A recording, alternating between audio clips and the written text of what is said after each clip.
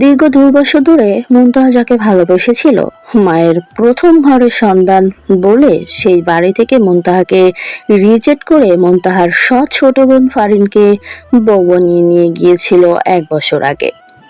সেই বাড়িরই বড় ছেলের সাথে আজ নিজের বিয়ের কথা শুনে রীতিমতো চমকে উঠল মুনতাহা। ছেলে নিজ থেকে মুনতাহাকে বিয়ে করতে চাইছে, এমনকি পরিবারের বিরুদ্ধে গিয়ে। বলা বাহুল্য, মুনতাহা যাকে ভালোবেসেছিল সে মুনতাহার সৎ বাবা সালমান মির্জার আপন বড় ভাইয়ের সন্তান, নাম অর্ণব। মায়ের এক কথাতে অর্ণব ২ বছরের সম্পর্কটাকে গলা টিপে মেরে ফেলে সবার সামনে ফারিনকে বিয়ে করতে রাজি হয়। ফারিনকেই যদি বিয়ে করা ছিল, তাহলে মুনতাহার ইমোশন নিয়ে খেলার কি দরকার ছিল? মানে ছিল? মুনতাহা তো নিজে থেকে কখনো অর্ণবকে ভালোবাসতে চায়নি, ছেলেটাই তো বাধ্য করলো। কত পাগলামি করলো, কত বড় বড় কথা বলেছিল যে মরে গেলেও মুনতাহাকে ছাড়বে না, কিন্তু সেদিন তো ঠিকই ছেড়ে দিল হাতটা, বাহানা দিল।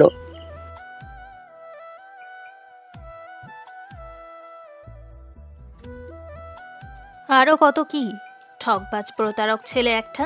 সেই ঠকবাজ প্রতারক ছেলের বড় ভাইকে এই মুনতাহা জেনে শুনে বিয়ে করবে? কোনোদিনই না। মুনতাহা সালমান মির্জাকে বলেছিল এই বিয়েটা সে করবে না, তার পক্ষে সম্ভবই না করা।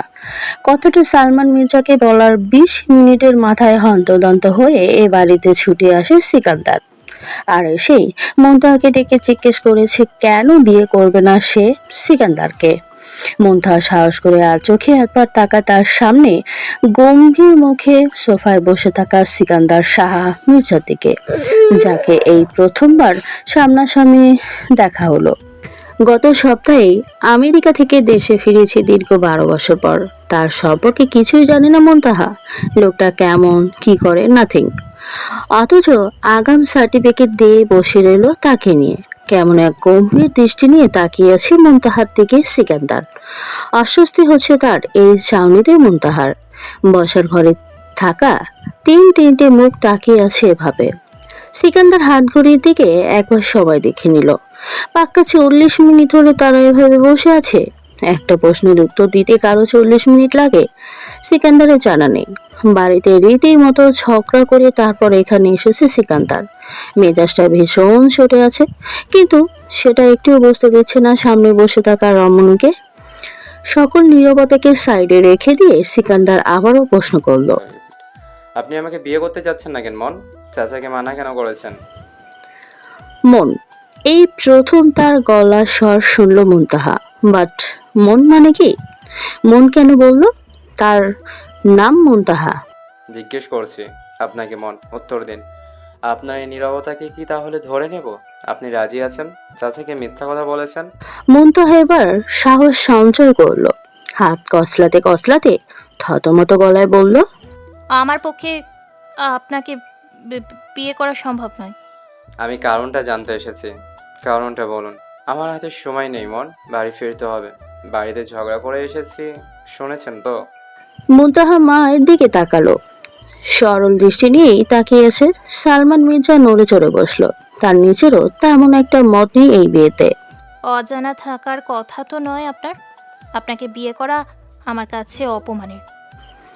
সিকান্দারের ভ্রু কুঁচকে আসলো সে কথা শুনে। অপমানের মানে? যেই বাড়ি থেকে আমাকে প্রত্যাখ্যান করা হয়েছে সেই বাড়ির আরেক ছেলেকে বিয়ে করাটা কি আমার জন্য অপমানের নয়? বাড়ি প্রত্যাখ্যান করেছে শিকদার না, আমি আপনাকে বাড়ির বিরুদ্ধে গিয়ে চুজ করছি। আপনি সম্মতি প্রদান করুন বিয়েতে। আপনার অমতে বিয়ে করার ইচ্ছে নেই আমার আপাতত। তবে আপনি যদি অমত নিয়ে বসে থাকেন তাহলে হয়তো আপনার অমতেই আপনাকে বিয়ে করতে হবে। আর সেটা করলে আপনার বা আমার কারোর জন্যই খুব একটা ভালো কিছু বয়ে আনবে না মন। কথাটা শেষ করে সিকান্দার উঠে যেতে যেতে ফের বলল, চাচা মেয়েকে রাজি করান। আমি বিয়ে কিন্তু আপনার মেয়েকেই করব, সেটা তার মাথায় ঢুকিয়ে দিন। আর আমি যা চাই তাই কিন্তু নিয়ে ছাড়ি। আমি কোনো মাম্মাস বয় না যে একটু ইমোশনালি ব্ল্যাকমেল করলেই আপনার মেয়ের হাত ছেড়ে দেব। ভুল মানুষকে পাকনামি করে ভালোবেসে ঠকে গেলে তার দায়ভার নিশ্চয়ই আমি নেব না।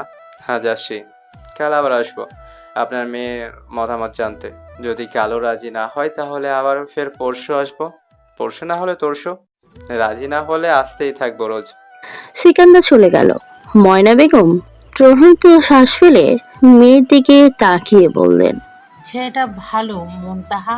আমি এখানে তোমার অমতের কিছু দেখছি না। সংসার করবে ছেলের সাথে, ছেলের পরিবার সাথে নয়। ছেলে যদি পরিবারের বিরুদ্ধে গিয়ে তোমাকে চায়, তাহলে তোমার আপত্তি হওয়ার কথা আসছে কোথা থেকে এখানে? কতদিন আর এইভাবে অন্যের ঘাড়ে বসে বসে খাবে? মুন্তাহার চোখ দুটো জলে ভরে আসলো শেষের কথাটা শুনে। খাওয়ার কোটা দিল তার মা। হ্যাঁ, কথাটা পুরোপুরি সত্যি বলেছে। সালমান মির্জা তো মুন্তাহার আপন ভাবা না, কিন্তু মুন্তাহা কিভাবে বিয়ে করবে ওই বাড়ির ছেলেকে? মুন্তাহার দিকটা কি তার মা একবারও ভেবে দেখবে না? মুন্তাহার কথা ফুরিয়ে গেলে মায়ের শেষ কথায় উঠে চলে গেলেন তিনি। সালমান মির্জা একবার মুন্তাহার দিকে তাকিয়ে বসা থেকে উঠে বললেন, মায়ের কথায় কিছু মনে করো না মুনতাহা। তুমি কারো চাপে পড়ে অথবা নিজের মনের বিরুদ্ধে গিয়ে সিদ্ধান্ত নিও না। সময় নাও, ভাবো, যেটা ঠিক মনে হয় করো। তবে এটুকু বলতে পারি, সিকান্দার তোমার জন্য উত্তম হবে, এই ভরসাটুকু আমার উপর তুমি করতে পারো। বাট ও বাড়ির বউ হলে তোমাকে তাদের কথা শুনতে হবে, এটা সত্য কথা। কারণ সিকান্দার কোনোদিন ভাবিকে মানতে পারবে না এই বিয়েতে। তিনি এক কথার মানুষ, সেজন্য আমি চাই না তুমি কারো চাপে পড়ে রাজি হও। সালমান মির্জা চলে গেলেন রুমে। রুমে এসে দেখলো ময়না বেগম জামা কাপড় ভাঁজ করছে। সালমান মির্জা বিছানায় বসে বলল, ওভাবে বলাটা তোমার ঠিক হয়নি মুনতাহাকে। সেটা আপনার ভাববার বিষয় না। তাহলে কার ভাববার বিষয়? ময়না বেগম শব্দ করে আলমারির পাল্লাটা লাগিয়ে বলল, মুনতাহা কার মেয়ে? আমার মেয়ে। তাই তার বিষয়ে ভাববার অধিকার কেবল একান্তই আমার। আপনার ছেলে মেয়েদের কোনো বিষয়ে তো আমি কথা বলি না। সালমান মির্জা আহত হলো স্ত্রীর এমন কথায়। মেয়েটা তোমার একার ময়না। কোনো সন্দেহ আছে এতে? সালমান মির্জা আর কিছু বলল না। মির্জা বাড়ির বসার ঘরটা আজ গুমোট হয়ে আছে। রাগে মাথা ফেটে যাচ্ছে সাইদা মির্জার। আজ সিকান্দারের জন্য মেয়ে দেখতে যাওয়ার কথা ছিল, অথচ ছেলেটা গেল না। আবার খবর এসেছে যে সিকান্দার নাকি ওই মুনতাহাকে বিয়ে করতে চাইছে। তীব্র রাগে সে ফুঁসতে ফুঁসতে ছেলের ফেরার অপেক্ষায় আছে। অর্ণবের দিকে তাকিয়ে বলল ভাইকে ফোন করতে।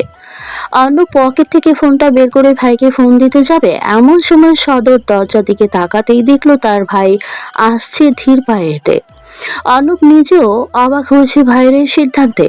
সে কি করে ছোট ভাইয়ের প্রাক্তনকে বিয়ে করতে চাইছে? সিকান্দার কোনো দিকে না তাকিয়ে সবাইকে পাশ কাটিয়ে উপরে চলে যেতে নিলে সাইদা মির্জা ছেলেকে ডেকে ওঠে। সিকান্দার। সিকান্দার দাঁড়িয়ে যায়। সাইদা মির্জা বসা থেকে উঠে ছেলের দিকে এগিয়ে এসে পড়ে। এসব আমি কি শুনছি? তুমি নাকি ওই মুনতাহাকে বিয়ে করতে চাইছো? মাথাটা কি খারাপ হয়ে গেছে তোমার? ভুল কোনো খবর পাননি, যা শুনেছেন ঠিকই শুনেছেন। অথেন্টিক নিউজ এটা। এটা তুমি করতে পারো না সিকান্দার। ওই মেয়ে এই বাড়ির বউ হতে পারে না। কেন হতে পারে না? ওই মেয়ের বংশ পরিচয় কেমন জানো না? তোমার ছোট ভাইও এই সেম ভুল করতে যাচ্ছিল, তাকে ফিরিয়ে এনেছি, এখন আবার তুমি শুরু করলে? তার জন্যই আমি আপনার কাছে কৃতজ্ঞতা স্বীকার করছি যে আপনার ছেলেকে ভুল করা থেকে আটকিয়েছেন। সে শিকদার শাহ মির্জার সম্পত্তির দিকে হাত বাড়ানোর চেষ্টা করেছিল, ভাই তো সেজন্য জীবিত রেখে দিয়েছে। অন্য কেউ হলে এতদিন তার জায়গা কবরে থাকতো।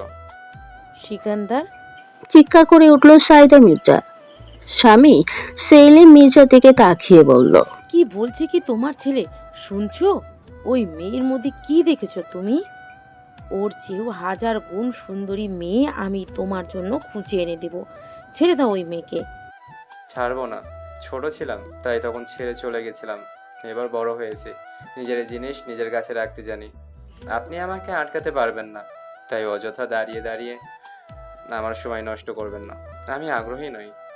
আমি কিছুতেই ওই মেয়েকে এই বাড়ির বউ হতে দিব না সিকান্দার। তোমার বিয়ে আমি জুলির সাথেই করাবো।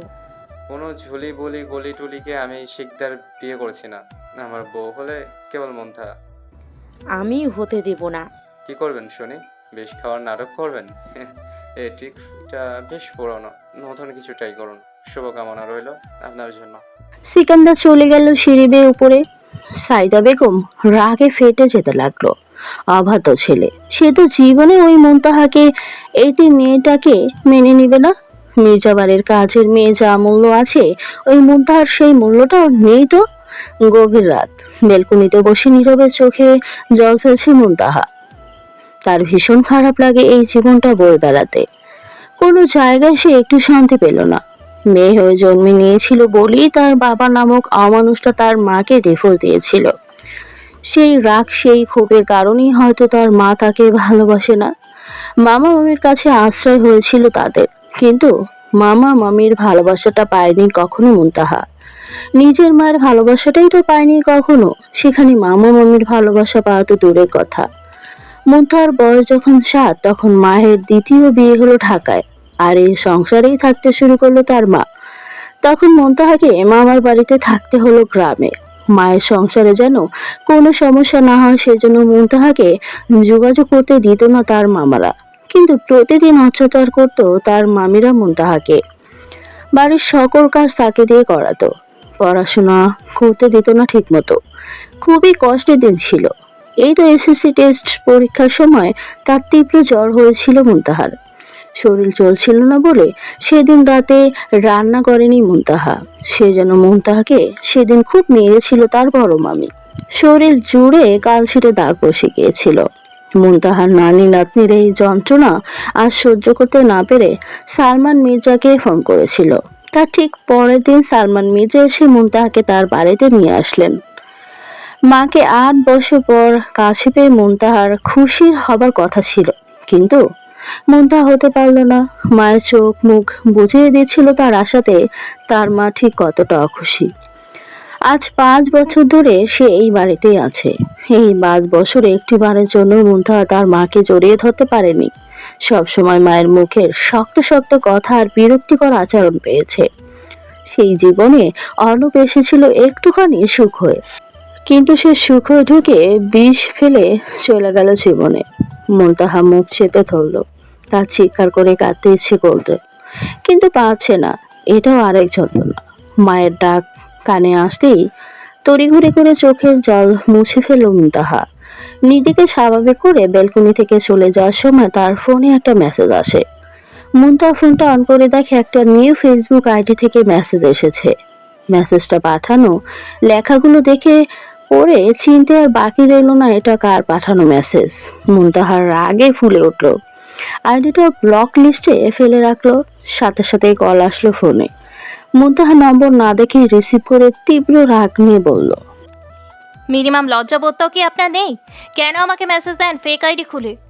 আমি আপনাকে প্রচণ্ড ঘৃণা করি, বুঝতে পারছেন না এই সিম্পল বিষয়টা? নাকি গন্ডারের চামড়ার শরীরে কোনটা?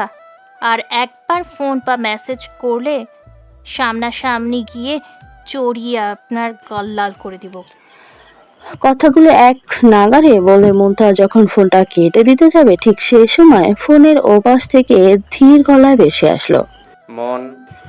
চমকে উঠলো মুনতাহা। ফোনের স্ক্রিনে তাকিয়ে দেখলো নাম্বারটা অচেনা। প্রতিবারই এভাবে আইডি ব্লক করার পরপরই অর্ণবের ফোন আসে।